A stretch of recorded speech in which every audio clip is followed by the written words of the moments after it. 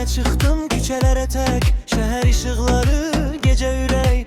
Adımlarım seni aktarır, bu sevgi beni yandırır. Telefon susur yazmırsan sen, ahı nece unudum ben. Şekillerin kalıp çantamda, hatireler her an yanımda.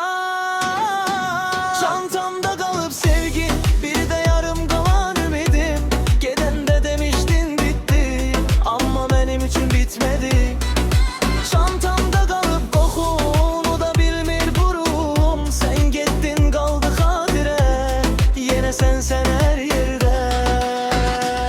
Gece 3 yine küçeler boş, başımda hatireler, yüreğimde savaş. Çantamda mektuplar, köhne biletler, senle geçen günler indi yanlış şekiller. Dedim güçlüyem unuttum yalan, sensiz bu şehir mene olur daralan. Gülürdük bir vaxt bu yollar boyunca, indi tek gezirem hatire boyunca. Sen gittin ama izlerin kaldı, bu ürək seni hele de aldadı. Sevgi bir oyun, uduzan ben oldum, çantamda hatire ben yine tek kaldım.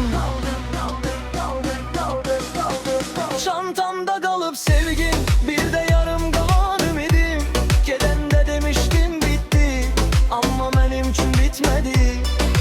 Çantamda kalıp kokun, onu da dilmir burum. Sen gittin kaldı hatire, yine sen her yerde.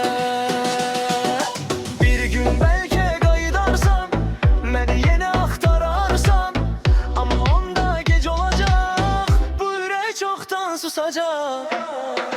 Çantamda